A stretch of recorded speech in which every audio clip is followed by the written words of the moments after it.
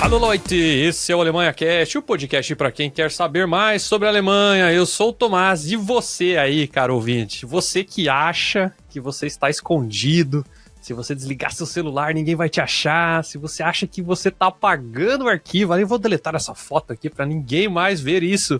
Se você realmente acha que isso acontece, eu trouxe aqui o André, nosso convidado do dia, que ele vai provar para você que você não consegue mais se esconder, você não consegue mais deixar suas provas, apagar as suas provas. Então, André, conta aí quem é você na fila do Bergarten, o que te traz aqui a ser o investigador da polícia.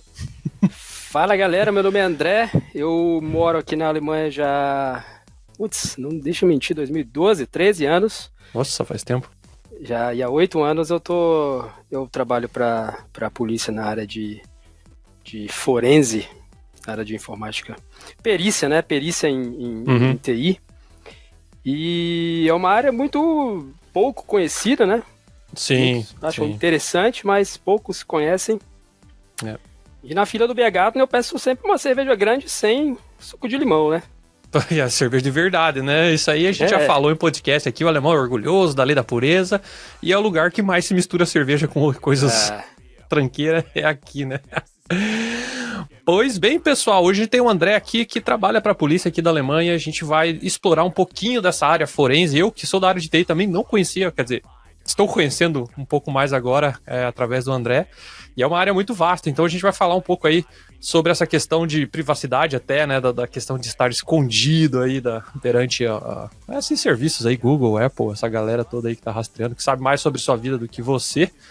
E também quero falar um pouco sobre esse comportamento digital dos alemães aí, ver se eles realmente vale a pena ficar tentando se esconder aí do todo.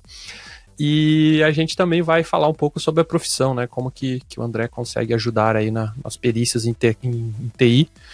Mas antes de a gente ir para a pauta, vamos aos recadinhos do Alemanha Cast. Diretamente de Stuttgart, do sul da Deutschland, o Alemanha Cast chega até você graças aos nossos padrinhos, queridas pessoas que gostam do nosso Alemanha Cast, que gostam do nosso podcast, que contribuem mensalmente aí com o nosso projeto. Então, se você gosta do Alemanha Cast, quer que a gente continue produzindo conteúdos para desmistificar e conversar aí como é ser expatriado brasileiro aqui na Alemanha, você pode se tornar padrinho do Alemanha Cast, é só você contribuir através do link que está aqui na descrição ou diretamente através do nosso site alemanhacast.com.br/apoie. Lá você pode fazer a sua contribuição mensal para o Alemanha Cast. Quem é padrinho tem acesso ao nosso grupo fechado no Telegram, pode aí dar pitaco em pautas e ter um contato direto com a gente aqui do Alemanha Cast. Não deixe de seguir a gente também nas redes sociais, procura lá a gente no @alemanhacast no Instagram. Também assine o nosso canal no YouTube, se você estiver acompanhando esse podcast pelo Spotify, também não deixe de clicar no botão seguir. Então, chega de conversa e vamos para a pauta. Pois então, André, conta pra nós, antes de a gente falar aí da profissão, antes de a gente falar como é que você chegou aqui na Alemanha, eu quero saber, né, pra mim apagar um arquivo no celular, no computador, é que nem você tem um armário lá na academia, né, com o seu nome, ou lá na sua escola, um armário com o seu nome. Apagar o arquivo é tipo tirar a etiqueta, né, do armário, mas o que tem lá dentro segue lá, né? Mais ou menos isso, não é? É, mais ou menos isso. Apesar da tecnologia, pelo menos em aparelhos móveis, avançou muito nos últimos anos. Então, por incrível que pareça, é mais difícil do que parece. Hoje os aparelhos móveis, eles são... Em termos de segurança, muito mais seguros do que os computadores, né, os PCs essa arquitetura de PC que nós usamos. E então como o sistema de arquivos funciona num aparelho celular e num computador comum que a gente conhece, é bem diferente. Então, realmente, se você apagar um arquivo no computador ou num pendrive ou no próprio HD do computador, é uma forma diferente que o sistema apaga num aparelho de telefone, né? Então, assim, é muito, muito complexo e muito mais difícil do que as pessoas pensam recuperar dados de um telefone, né? É verdade. Porque antigamente, muito antigamente, aí eu vou falar mais de 20 anos atrás, eu trabalhei um tempo com suporte de TI, assim, né? Técnico, né? E aí era tranquilo recuperar. Vira e mexe, a gente conseguia recuperar arquivos apagados lá com software e tal. Não Sim, tinha muito segredo no computador. Como eu falei, né? Na arquitetura de computador que a gente conhece, PC de 64 bits é relativamente ainda muito mais fácil, ou mais fácil do que de aparelhos celulares, né? Entendi. E justamente existe essa área forense focada em aparelhos, esses aparelhos celulares que a gente conhece, e uma área também específica para o hardware, para computadores, o computador torre, né, que a gente conhece, o laptop. Simplesmente porque os aparelhos celulares eles usam uma arquitetura diferente, né, da CPU que é usada nos computadores. O processador ARM, né, aquele AM, ele é muito mais complexo do que... Não complexo no sentido de capacidade de processamento, mas sim de como ele faz o gerenciamento de arquivos no telefone. Entendi. Então vai depender muito do cenário para conseguir fazer isso, né? Depende muito, muito do cenário, do tipo do celular, do tipo do processador daquele celular, da marca, né? Muitos parâmetros, assim, né? No computador a mesma coisa. Qual o sistema operacional tá rodando, que tipo de HD tem lá, se é um SD, se é aquele HD normal, criptografia também, né? Então é sempre uma batalha, assim, né? As empresas, elas evidentemente tentam melhorar a segurança desses aparelhos, né? E o sistema... E as próprias empresas grandes, né? Microsoft, Apple, eles também investem muito em segurança para justamente manter a privacidade do usuário. Claro, com certeza. E para a gente fica cada vez mais difícil ter acesso a esses dados. Então é um cabo de guerra, assim, literalmente. Sai um update, tem que ver como é que funciona, não funciona mais, como é que é. Entendi. Então, é justamente essa área de perícia que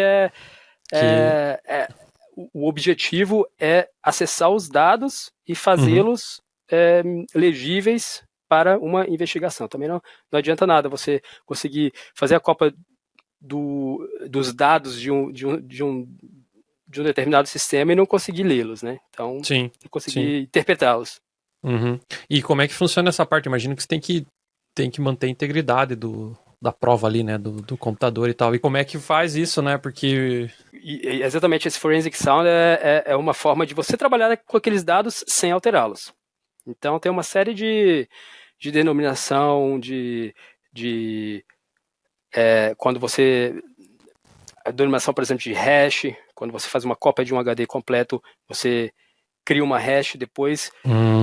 Se você mudar um bit daquele HD, daquela string de bytes, se você mudar um daqueles, a hash, por exemplo, um SHA-256 ou uma MD5 já é completamente diferente. Então, dessa forma, você consegue, por exemplo, em frente ao juiz, provar que aqueles dados são realmente daquele HD, que aquele HD foi simplesmente copiado bit a bit, e se, por exemplo, um advogado de defesa falar, então, como você prova que não foi a polícia que colocou esses dados aí dentro? Então, tem sempre tem que sempre fazer essa verificação de que os dados que você está trabalhando com eles são que você não pode alterá-los. Mas existem softwares, evidentemente, próprios para esse tipo de trabalho, né? Entendi. Até que, se você tentar mudar esses dados, você não vai conseguir, porque o software ele já bloqueia especialmente feito para processos forense, né? Então, no teu caso, você basicamente extrai as informações. Exato. E disponibiliza para alguém fazer daí sim, montar uma linha do tempo, o que aconteceu, Exato. fazer... Entendi. Exato. É porque, assim, dentro da polícia há duas... Quer dizer, tem algumas... Tem mais áreas, mas é basicamente como funciona a perícia de TI da polícia. Pelo menos aqui na Alemanha. Mas imagino que seja assim também em qualquer lugar do mundo. Tem a área de forense TI que auxilia a polícia às investigações, ou seja, independentemente do delito, do crime, o trabalho da equipe forense é extrair esses dados e colocá-los de uma forma legível para o investigador. Uhum. E tem a área que é específica específica de cybercrime, que são crimes cibernéticos. Por exemplo, o típico caso mais típico é caso de ransomware, né? Isso, tentar copiar os dados do cartão de crédito lá do PayPal, sei lá. Não, isso já não cai em área na parte de crime cibernético, porque aí o computador é só uma ferramenta. Não é um crime não é um crime que o atacante, né, ou a pessoa que provocou aquilo, ele simplesmente usou, nesse caso aí, o computador como uma ferramenta, mas o crime cibernético, que eles chamam de... que tem uma unidade da polícia exclusiva para isso, é justamente casos de hacker e ransomware, no caso, né? São acessos indevidos e não permitidos a computadores de terceiros. Entendi. Então tem essas duas grandes áreas dentro da polícia e aí a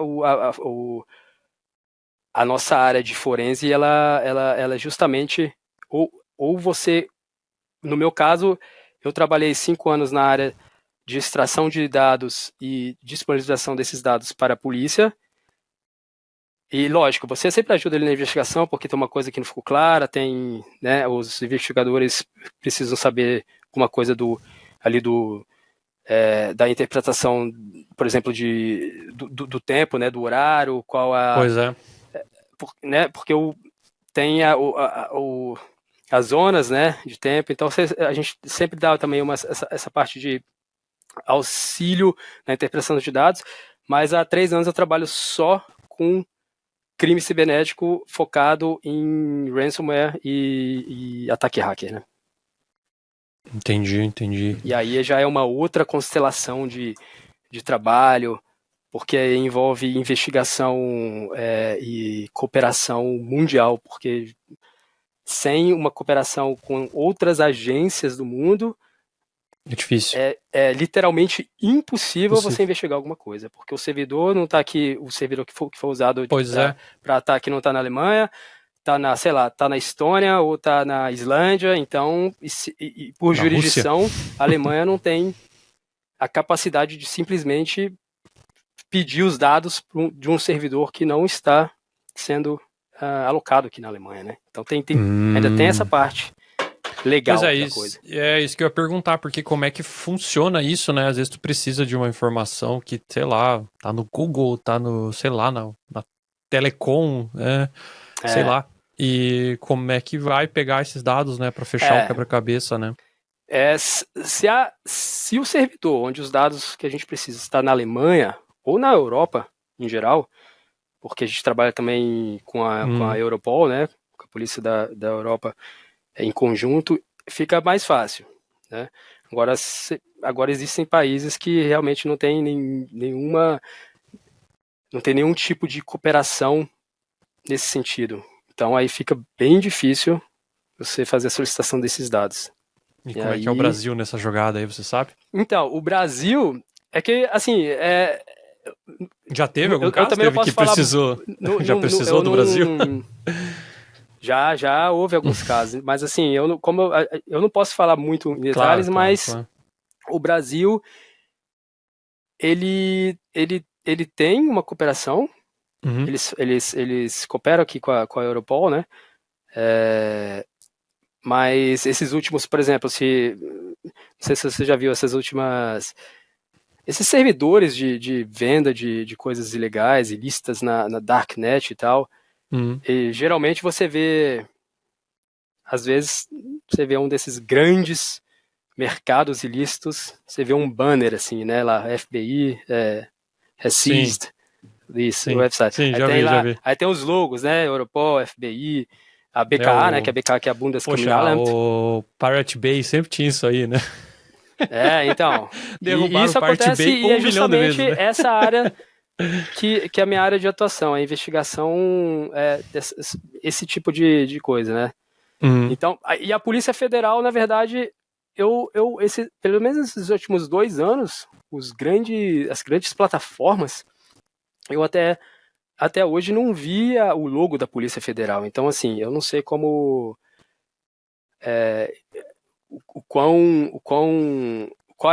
se o Brasil oferece também uma infraestrutura tão a favor desse tipo de crime, porque como é outro continente, geralmente os crimes, pelo menos aqui na Alemanha, de ataque de ransomware a empresas alemãs acontecem aqui na Alemanha. Então, assim, geralmente o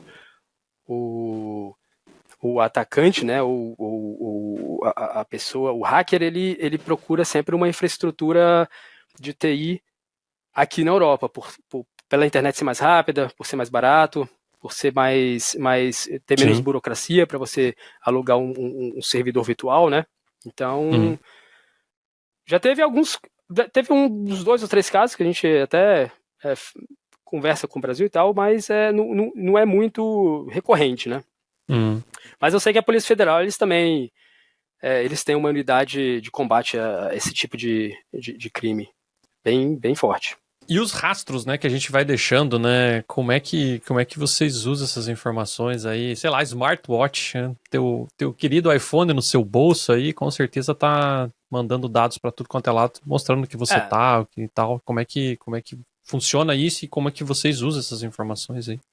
É importante frisar que, assim, não existe nenhum tipo de monitoramento ativo dessas agências, né? Por exemplo, sei lá, o cara não tem por que alguém monitorar a sua linha de internet da sua casa ou o seu número de telefone se não existe um crime, ou se não existe nenhum processo rolando. Então, assim, a polícia, na verdade, ela trabalha com reação. Se você é casado, né, André? Se você é casado, aí tem, né? Mas daí é outro tipo de monitoramento, né? É outro tipo de como eu falei, aí já é a polícia local, né? Falando assim. Já está mais presente. Mas é importante dizer que, assim, é sempre uma reação. Pelo menos esse trabalho de forense, assim, quando já existe alguma investigação, já tem algum boletim, já está acontecendo algum processo, então a polícia pode acionar essas funções, monitoramento de linha de telefone, monitoramento de e-mail, dependendo do e-mail, monitoramento de IP, né? Então depende muito do tipo do crime e o quão severo é o crime, na verdade, também, né? Porque isso demanda muita energia, porque não é um trabalho muito, você tem que estar sempre ali uma presenciando. Equipe em cima de um cara ali, né? Olhando. Exato. E tal. E é muito dado também, né? Sim. muito dado. Imagino, né? Imagino.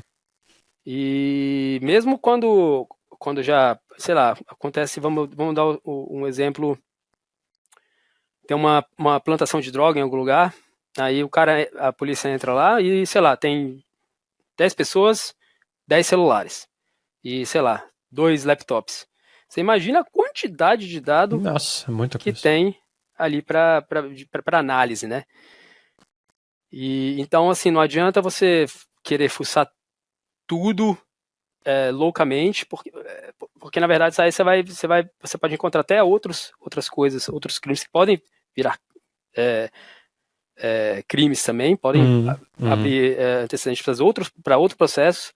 Imagino. Mas geralmente é focado, sei lá, é droga, então tem que primeiro extrair esses dados e procurar as provas daquele crime específico, qual o suspeito está respondendo, né?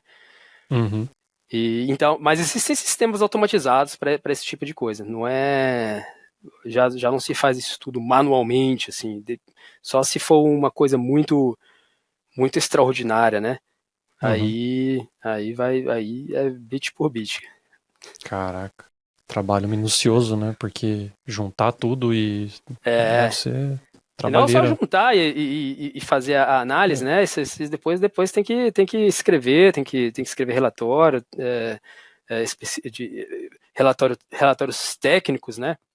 Que isso depois vai a julgamento, e quem escreve esses relatórios, por exemplo, no meu caso, se chamarem para fazer se alguém tiver algum tipo de, se não ficou alguma coisa clara no relatório, ou se sei lá, um advogado de defesa, de repente, ele conhece um pouco sobre o assunto, tiver alguma dúvida técnica, você é intimado a prestar depoimento, né, sobre o relatório que você escreveu. E às vezes isso são relatórios de 2 anos atrás, né, porque o processo demora, então tem coisa que você nem lembra mais, por isso que esses relatórios têm de ser bem, assim, minuciosamente escritos.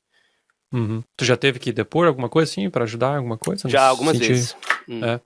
É porque é difícil, né? Ainda mais, eu vejo até a gente que é da área técnica, né? Pra quem não sabe, também estudar de TI, às vezes tu explicar um negócio pra uma pessoa de fora é muito difícil, né? É muito difícil. Pra gente de dentro, às vezes já é difícil.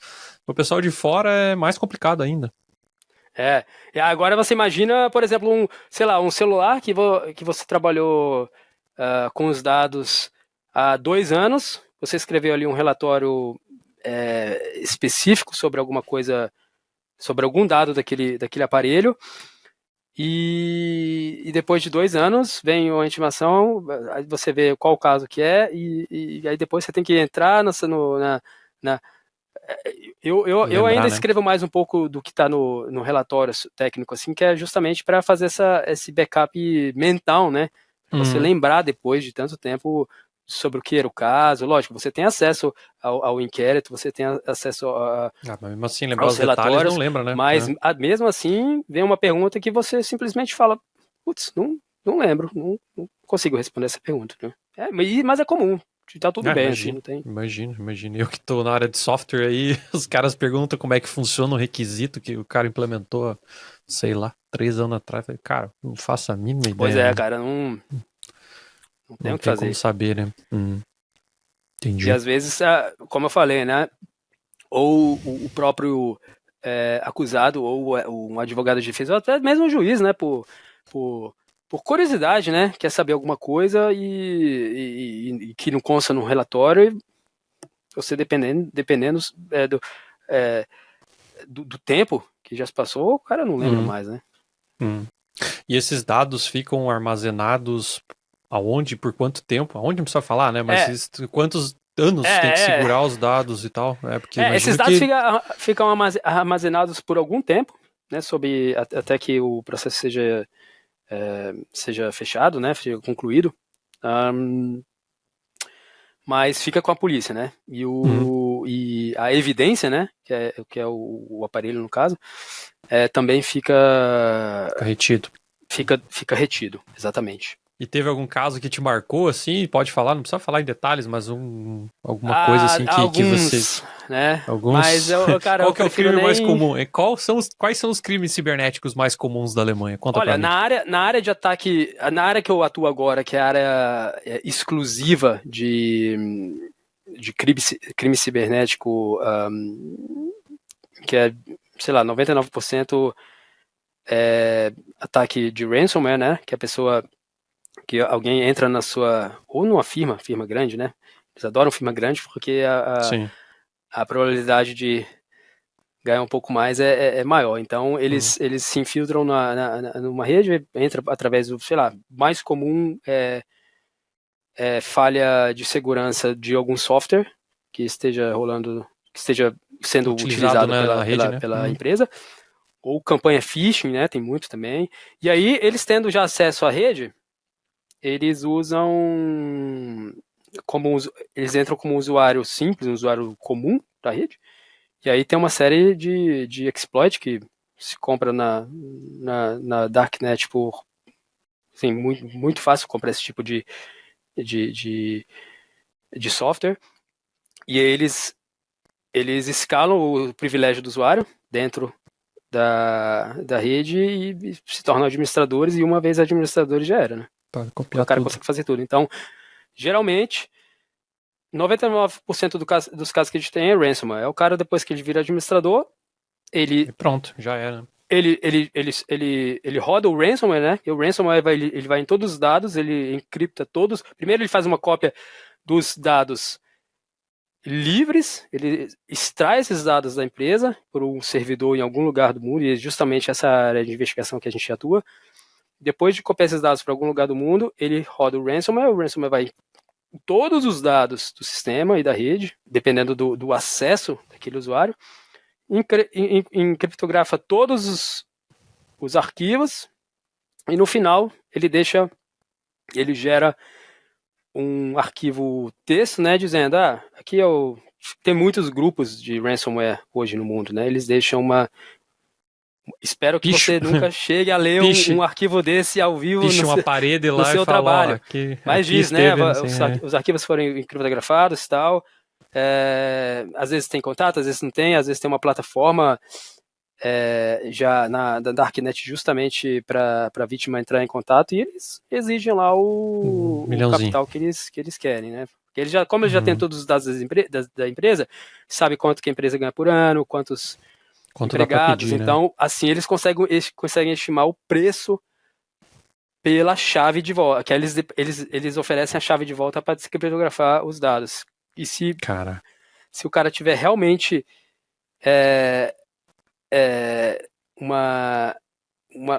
não tiver sorte nenhuma, até os backups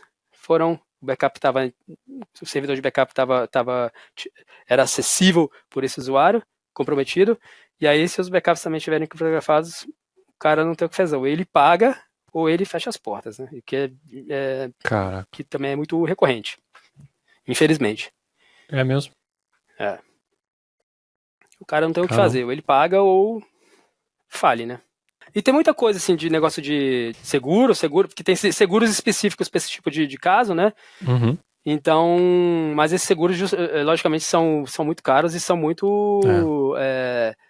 Eles demandam muito da empresa investimento em segurança. Então, por exemplo, se a empresa não tiver, sei lá, se tiver um sistema que não esteja atualizado naquela empresa, aí o seguro já não cobre, entendeu? Aí tem uma briga judicial muito grande. Aí eu tô fora disso, né? Essa parte judicial, assim, eu realmente não entendo muito. Aí também vai de encontro, né, das boas práticas na hora de desenvolver o software, né? A gente, pelo menos quando faz os backups e tal, né, a gente joga em outro lugar, outro servidor com uma chave diferente, que ninguém tem acesso a tudo e tal, né? Eu pelo menos tenho esse cuidado, mas às vezes não é toda empresa que faz isso, né? Não é todo software que é assim, né? E aí, por isso que hoje em dia, assim, essa área de segurança da informação, ela tá... muito importante. É muito importante e é muito cara. Caro. Custa muito, muito, muito tempo. Porque imagina a quantidade de software que uma empresa usa para manter isso atualizado e monitorar, né? Tudo isso é realmente um trabalho de uma equipe, precisa de uma equipe inteira para isso, né? E às vezes uma empresa pequena é complexo, né? É muito caro fazer isso, né? E realmente a galera deve pegar até essas menores aí, porque é mais fácil de extorquir, né? Exatamente. Aí quando é uma empresa menor, eles veem, né, que é uma empresa pequena, que não tem tanto capital anual, eles então vão em vez de pedir, sei lá, 20 bitcoins, pede, sei lá, 0.2. Então, assim, aí vai, né, cara? Aí você imagina, o hacker, a gente não sabe onde ele está, às vezes ele está num país que o dólar, sei lá, com $100 ao mês, o cara vive bem, e você imagina se 1% pagar, né, o cara, sei lá, faz no ano, sei lá, 30 ataques. Se uma empresa pagar, sei lá, 1 Bitcoin, você imagina, o cara vive anos lá no país dele tranquilo, né? Então, assim, por isso que é rentável, né? Infelizmente é rentável. E o que acontece também, que eu acho que já tentaram fazer comigo, é a tal da engenharia social, né? Já me ligaram falando que era da IBM, que não sei o que, e tava procurando tal cara. Aí eu falei assim, vai ligar pro meu telefone, ninguém liga pro meu telefone, ninguém liga pro telefone da empresa. E com certeza isso deve acontecer muito. E-mail phishing, né? E-mail. Com link. Nossa, esses dias eu recebi um que eu quase cliquei, cara. Mas igual, assim, os caras tiveram trabalho, eles devem ter copiado um e-mail. Não, você não imagina real. o nível que tá já. Você não tem eu nem olhei ideia, assim, aí que eu passei o mouse e eu vi que o link não tava apontando pro domínio que deveria no link. Eu falei, não, isso aqui tá errado. Eu só encaminhei pro departamento de segurança. Falei, galera, dá uma olhada nesse troço aí. Aí na hora os caras responderam, pessoal, não, clica aí e tal, não sei o que. Mas perfeito, assinatura do cara bonitinho, que é um cara que eu sabia quem era e tal. E, tipo, sorteando ingresso pra Porsche Cup, sabe? Tipo, um negócio assim que era legal, que todo mundo ia clicar, entendeu?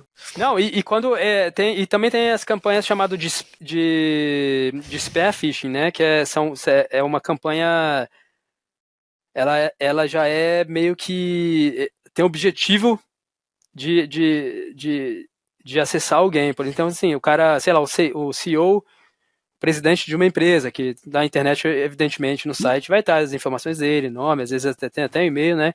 Então essas pessoas, elas esturam antes, né? Eles veem qual o domínio, se eles conseguem um domínio parecido, eles veem como às vezes tem até e-mail dessas pessoas de acesso livre na internet, eles conseguem manipular de uma forma que pareça a pessoa tá realmente escrevendo, né? Então, assim, essas campanhas de ataque phishing com um alvo específico, elas funcionam muito, né? Porque geralmente a pessoa que recebe um e-mail de um presidente da empresa, sei lá, na área de finanças, por exemplo, né? Faça uma transferência aqui para uma conta tal, né? E aí o cara, às vezes, dependendo do ritmo da empresa, ele recebe e-mail daquela pessoa, achando que já é o chefe dela ou dele, e já faz aquela transferência e pronto, né? E aí, às vezes, a conta é muito parecida e muda ali só no IBAN ali, muda 2, 3 dígitos. E, cara, isso aí diariamente. Caraca. Diariamente. Isso aí. Essa é o mal do mundo conectado. E na área de, como eu falei, na área de ataque forense, na área de forense específica na área de crime cibernético, a gente tem uma das nossas tarefas também, analisar o header, né, do cabeçalho do e-mail, de onde veio, para onde foi, o domínio que foi mandado, quem registrou esse domínio, o IP do domínio, onde é que está o servidor de e-mail que mandou esse e-mail. Então isso tudo também acaba o próprio sendo de Outlook tem, né? Na identificação. O próprio Outlook da Microsoft tem alguma coisa assim, né? Tanto é que quando você clica no link, ele nem vai direto pro link em si, né? Ele vai para uma outra URL que deve fazer uma verificação e tal. E aí você já recebe um aviso lá, né? Esse e-mail contém código HTML formatado, né? Se você realmente quiser ver esse conteúdo, clica aqui, né? Às vezes isso já basta para aquele e-mail contactar um servidor em algum lugar e baixar o que eles chamam de payload, né? Que é baixar um código que você na sua máquina permitiu, né? Então, cara, loucura. E eu sei que você não tem experiência em outros países, né, de trabalhar, mas como que você vê a Alemanha em relação a essa parte de investigações e tal? Eles são bem avançados ou não? Porque a gente sempre faz a piada aqui no Alemanha Cash, que, assim, você olha, para quem olha de fora, quem nunca pisou na Alemanha, né, acha que é super moderno as coisas, né? A gente sabe que tem gente usando aparelho de fax ainda por aí, né? Talvez até para escapar das tuas investigações, né? Mas como é que você vê a Alemanha? É aquele negócio, né? Canais analógicos, se bobear, são mais seguros do que... Então, veja você. E como é que você vê a Alemanha em relação a isso? Eles estão bem para frente ou não? Olha, assim, boa pergunta, porque quando eu entrei na polícia, eu sou formado em ciência da computação. Tamo junto. Então, mas a polícia, pelo menos aqui na Alemanha em geral, né? Eu moro aqui em Nordrhein-Westfalen, mas eu acho que na Alemanha inteira eles estão meio que seguindo o mesmo caminho. Antigamente, quem fazia esse trabalho de forense eram policiais de rua, né? Assim, policiais que estudaram polícia, porque você não sabe, a academia de polícia aqui, você faz um bacharel para virar policial, né? 4 anos. Não é Ausbildung, é um bacharel mesmo. Não, é um bacharel, né? 4 anos, e depois eles tinham um cursos especializados nas áreas, direcionado para a área de forense, que existem até hoje, que são muito legais, né? Eu já fui em praticamente todos. E só que é um curso, assim, 4 semanas para entender como o computador funciona, né? Então, não dá, né? Mas assim, eles aprendiam com esse curso a usar algumas ferramentas e com aquelas ferramentas eles faziam o que era ensinado. E depois de um tempo, há mais ou menos 10 anos, isso mudou. A polícia começou a contratar especialistas em TI para isso, né? Então, quando eu comecei, hoje o processo, a gente tem muita vaga nessa área, aqui na Alemanha inteira.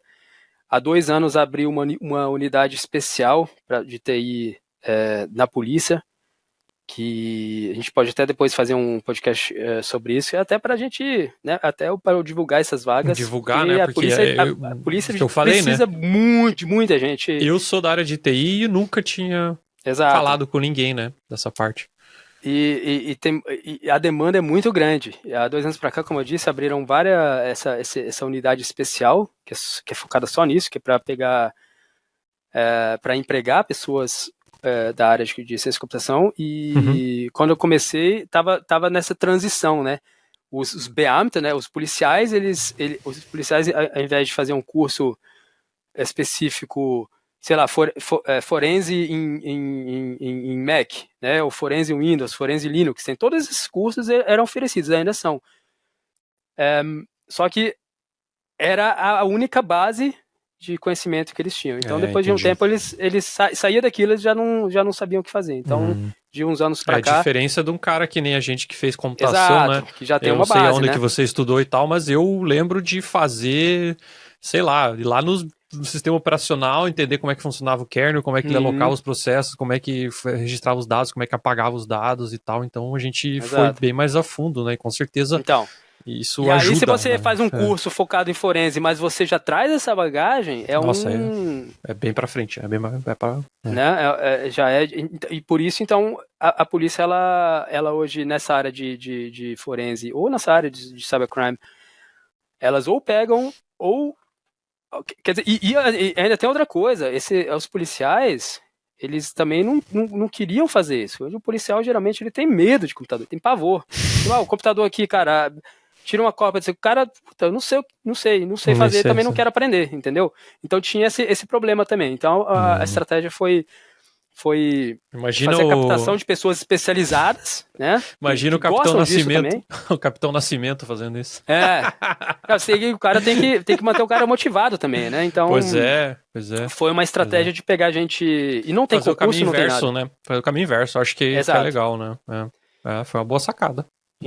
E isso só está melhorando. Em todos os sentidos. Você pega um relatório técnico escrito hoje pela área de perícia da TI e você pega há 5, 6, 7 anos atrás, cara, não tem nem comparação. Pelo menos essas delegacias menores, assim, né? Que lógico, as agências maiores, por exemplo, a LKA, né, que é a Polícia Estadual aqui de Nova Rússia, ou então a BKA, né, que é a Polícia Federal, lógico, eles têm unidades, né, não é nem uma unidade de perícia, tem unidades. Então, assim, eles já têm um know-how disso, mas como aumentou muito, né, a demanda por causa do aumento de crimes cibernéticos, eles não dava para a LKA ou BKA pegar todas esses casos, esses boletins de ocorrência e trabalhar. Então eles falaram, puta, a gente tem que descentralizar esses pontos de investigação. Que nem você falou de cybersecurity, essa parte de crimes virtuais aí.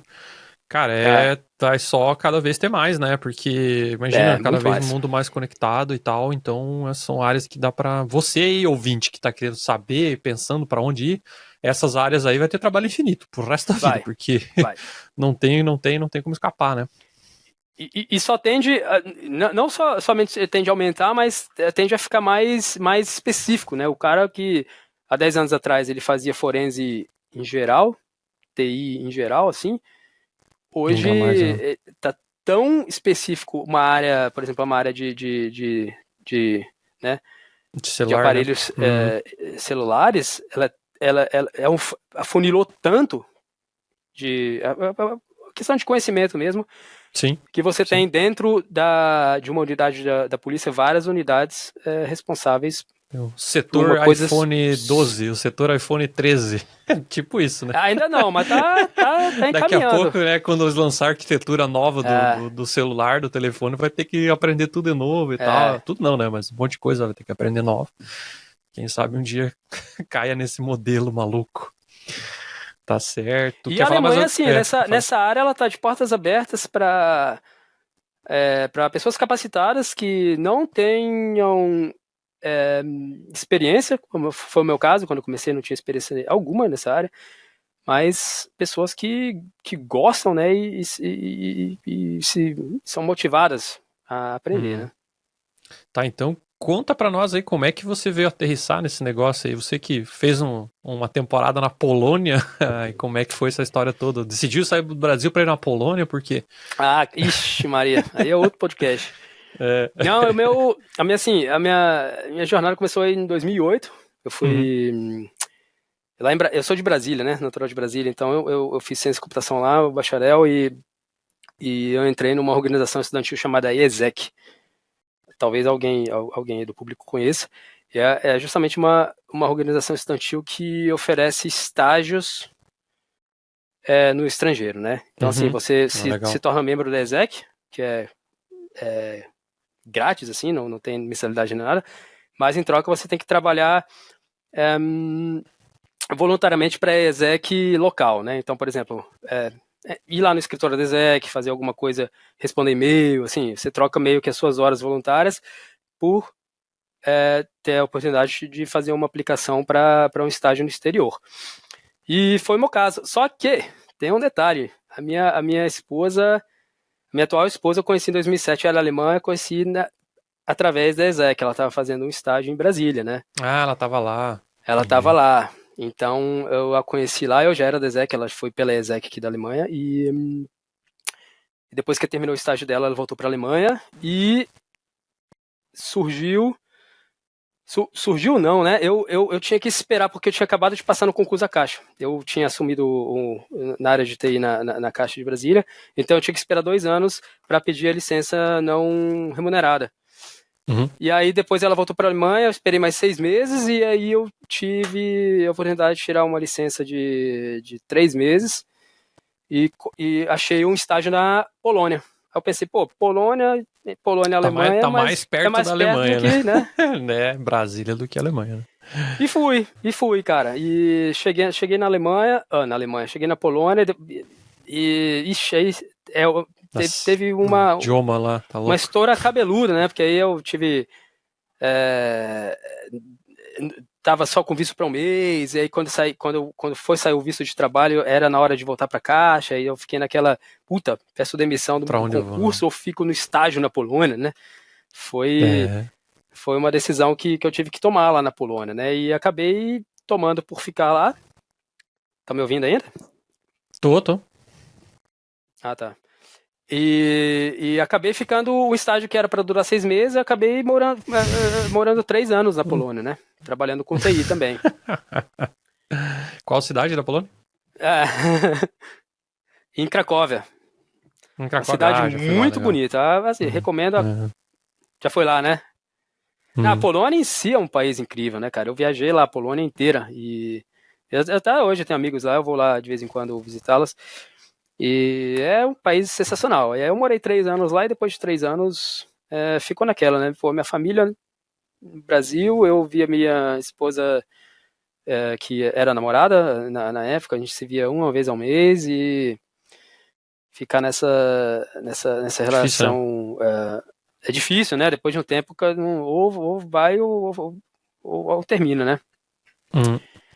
E aí, justamente, foi a época que eu decidi vir à Alemanha para estudar alemão.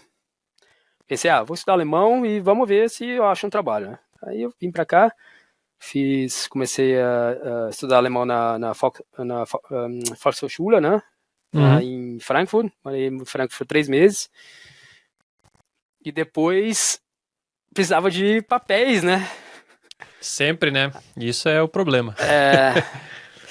E aí a forma mais fácil de arrumar, de continuar aqui na Alemanha seria para aplicar para um mestrado aqui na Alemanha, né? Aí chegou para fazer o mestrado. Cheguei para fazer o mestrado. Fez o mestrado em alemão? Não, Ou então, fez... aí eu fiz o curso de alemão na Volkshochschule por 3 meses e continuei na universidade, porque a universidade oferecia um curso de alemão de 1 ano, até o C1, né? Que é justamente para a pessoa estudar em alemão. E aí eu fiz 1 ano de alemão, 5 horas por dia de alemão, cara. E nossa. Fora, segunda a sexta, 5 horas por dia, fora dever de casa. Meu Deus, cabeça explodindo. Aí você tem que fazer aquela prova, o DSH, né, que é meio que o TOEFL em inglês, é o DSH em alemão, né? E aí eu passei e fui aceito na universidade para fazer o curso em alemão. Aí começou o curso de mestrado, 80% das aulas em inglês, né? Putz. Imagino. TI, né? E trabalho de conclusão de curso e as tarefas de grupo e projeto, tudo em inglês, né? Até escrito, né? Então foi meio que... Mas foi legal também, né? Imagina, então, deu a porta de entrada para a Alemanha também, né? Acho que depois para o mestrado aqui ficou mais fácil conseguir um job. Foi, né? não, e deu a porta de entrada também porque eu terminei o curso de alemão e ingressei no mestrado, e no primeiro mês de mestrado eu já arrumei um trabalho dentro da universidade para trabalhar na infraestrutura de rede dos computadores da universidade, né? Então, e só tinha alemão, assim. Então foi assim, o alemão que eu aprendi não era... Definitivamente não joguei fora, né? Mesmo, né? E aí foi a primeira entrevista que eu fiz na universidade para essa vaga. Era a vaga de essa cara, que é Studentische Hilfskraft. E aí já foi tudo em alemão, né? E fiquei lá, cara. Eu trabalhei uns 3 anos lá na universidade durante o curso. Legal. E foi bem legal, assim. Eu aprendi muita coisa, porque eu realmente estava muito desatualizado da área, né? Porque eu fiz o meu bacharel no Brasil eu terminei em 2006, cara. Então, assim, isso a gente já tá em 2012, entendeu?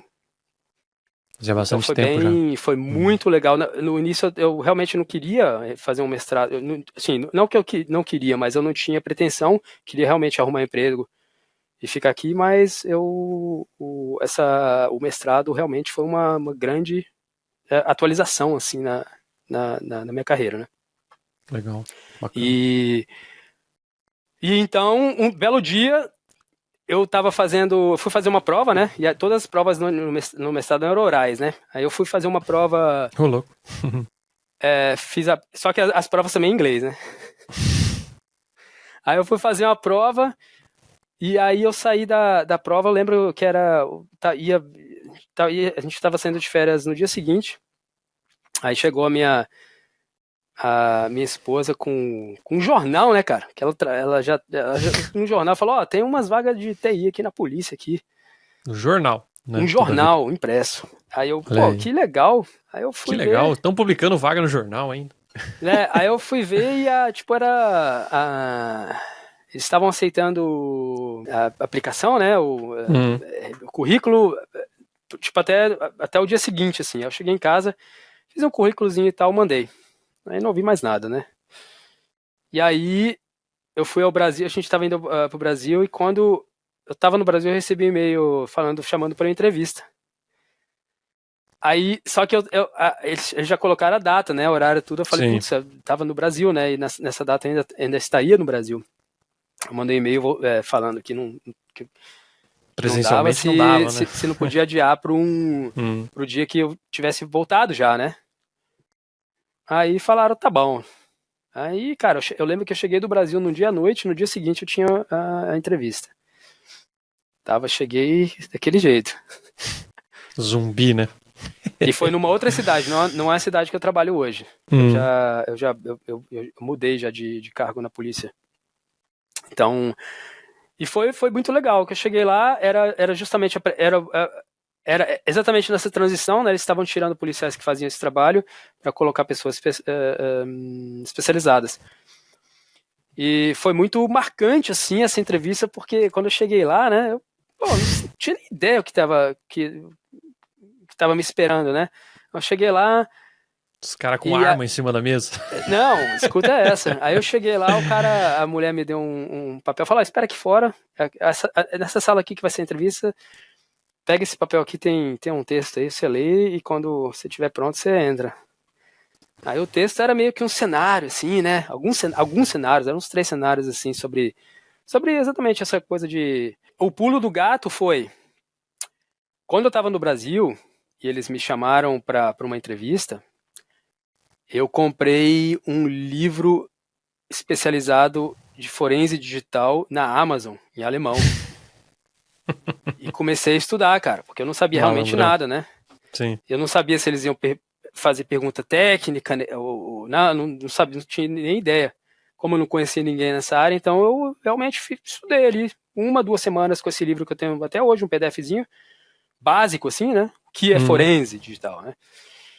E cheguei na entrevista, obviamente inseguro nessa parte de conteúdo, sim, mas... Sim, tinha ideia, né? Tipo, já tinha alguma ideia, né? Claro. E aí eles me deram um papel, uma folha com alguns cenários, assim, descrevendo alguns cenários, e ela falou, quando você terminar de ler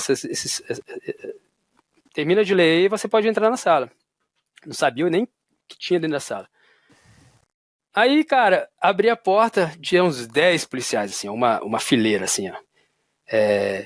Sério, sem brincadeira, umas 10 pessoas sentadas, assim, numa bancada bem grandona. Aí eu, naquele jeito, assim, eu já brinquei, né?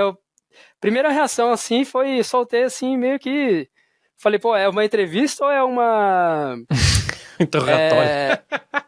Como é que chama? É FENEMO, né? É uma entrevista ou uma... Interrogatório? Um interrogatório ou uma entrevista? Eu mandei essa, assim, né? Aí que os caras já começaram a rir, aí já quebrou o gelo, assim, né? Brasileiro usando as skills, lá, né? Não, aí já foi bem, já mudou, assim, né? Porque tava todo mundo sentado, assim, aí eu cheguei, assim, eu falei, pô, pensei que era uma entrevista, mas pelo que eu tô vendo é um interrogatório, né? Aí os caras já começaram a... Aí foi legal, aí fez entrevista e aí me chamaram pra fazer, que é muito comum aqui na Alemanha, até não conhecia até então, né? Você trabalhar um dia pra saber se você gosta do trabalho mesmo, né? Ou se os outros também, pro empregador, ver como você trabalha, se você meio que é adequado para aquilo. E pra pessoa, pra pessoa também saber se ela gosta do ambiente e tal, né? E eles me chamaram pra trabalhar um dia lá, pra ver como é que eles trabalham e tal, como é que é a estrutura lá dentro. E no final do dia, aí o delegado não, né, mas o chefe lá da divisão criminal que eu ia trabalhar, ele perguntou, e aí, então, você gostou do dia? Não? Perguntou como é que foi o dia e tal. Muitas palavras, né, muito vocabulário que eu não conhecia, assim, eu lembro que eu tava conversando com o cara, eu falei, mas e aí vocês vão lá aprender aparelho, né, e eu não sabia a palavra aprender, né, tipo de aprender, não aprender, mas aprender alguma coisa. E aí eu falei, prender, né, de levar pra cadeia. Eu falei, vocês levam o telefone pra cadeia? Tipo, fast name, né, fast name. Aí o cara, não, fast name não, beschlagnahmt, né, então tem muito vocabulário específico pra isso. E aí eu, caramba, que legal, cara. Então aí ele me perguntou, né, evidentemente ele tinha ainda tinha essa barreira do idioma, né, mas... idioma, né, claro. Mas foi bem legal, assim. Aí eles perguntaram se eu gostei do dia, perguntaram se eu conseguiria meio que me imaginar lá, trabalhando lá, né, fazendo aquilo que eles estavam fazendo. Eu falei, pô, na hora. E aí eu comecei a trabalhar lá, né, e eu ainda estava fazendo meu mestrado nessa época. Eu não tinha feito nem o meu trabalho de mestrado ainda, de conclusão de mestrado, né. E aí eu comecei a trabalhar lá período integral e aos finais de semana eu fazia alguma coisa pro mestrado. Entendi. Parecia o modo brasileiro. Foi levando.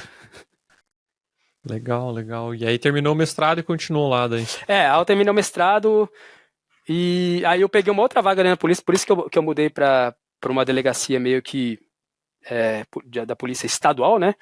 Porque eles tinham vagas para quem tem mestrado, né? Porque tem vagas nessa área para bacharel e para quem tem mestrado. Então, Entendi. Eu pulei para essa área específica de scribe cibernético, né? Depois que eu terminei o mestrado, então, né? Entendi. Aí eu fui meio que que eles chamam de remanejado, né? Internamente lá dentro da polícia. Continua a mesma polícia aqui do estado, mas você passa a trabalhar em outra unidade, em outra delegacia, né? Muito bom. Que legal, então caiu meio que de paraquedas, graças à sua esposa que mostrou-lhe um jornal. Exatamente, eu rio dessa história até hoje, porque o meu mestrado, na verdade, ele tinha como foco em sistemas embarcados, né? Então eu fiz muita coisa na universidade com o carro, né? Com o protocolo o BD2 e estava meio que indo para essa área, né? E depois que eu comecei, eu fui para uma área completamente diferente. Eu terminei o mestrado com foco ainda em sistemas embarcados, mas comecei a fazer completamente diferente. Que legal. Olha só, viu, galera? Vocês que estão pensando aí vir para a Alemanha, às vezes o caminho de entrada realmente é fazer um mestrado, estudar, né? Dar uma trabalheira para aprender o idioma também. Mas é interessante pedir o C1 e depois as aulas serem quase todas em inglês, né? Mas enfim. Tem a oportunidade. Eu lembro que eu tive a oportunidade de fazer a matrícula também para o curso em inglês, que eles ofereciam também só em inglês. Só que tinha que ter o certificado em inglês, né? O TOEFL da vida. E eu não tinha, eu pensei, eu já tô estudando alemão já quase um ano, é melhor eu investir aqui na língua e... Pois é, André, eu queria que você deixasse uma mensagem final aí para os nossos ouvintes e pessoas que estão acompanhando também pelo YouTube, o que você tem a deixar de mensagem aí para os brasileiros que estão pensando em, talvez, não fazer nenhum crime cibernético, é brincadeira, ou estão talvez pensando em vir para a Alemanha, o que você aconselha o pessoal? Assim, a minha experiência, e como eu não conheço praticamente nenhum brasileiro que veio para aqui para a Alemanha, então assim, a minha experiência é realmente focar, a não ser que o cara já chega com uma oportunidade de trabalho, né, por falar em outro idioma, mas eu acho que pegar esse tempo para aprender o idioma é, sem dúvida, um investimento muito, muito grande. Um investimento muito bom, né, na verdade. Sim, com certeza. Demanda, lógico, tempo, aprendizado, mas depois de um tempo, no meu caso foi depois de um ano, você começa a colher os frutos, né? E na área de TI em si, como eu falei, essa área de forense digital é uma área que está crescendo muito, né? Em todas as unidades policiais da Alemanha, não só aqui em Nordrhein-Westfalen, mas no país inteiro. Eles estão abrindo vagas nessa área, né? Então, geralmente eles não divulgam assim no mainstream, mas vale a pena sempre olhar o site aí da BKA, né? Que é Bundeskriminalamt, tem a LKA, todo estado tem uma LKA, porque assim, a estrutura é a seguinte: tem a BKA, que é a Polícia Federal, e cada estado tem uma LKA, né? Que é o Landeskriminalamt. E embaixo da EKA que tem as unidades de polícia. Então, essas vagas são sempre divulgadas no site da LKA do estado em que a pessoa mora. E lá eles divulgam sempre as vagas. Em mídias mainstream, pouco, né? Eu acho que, não sei como mudou, mas, por exemplo, no meu caso, vinham no jornal regional, né?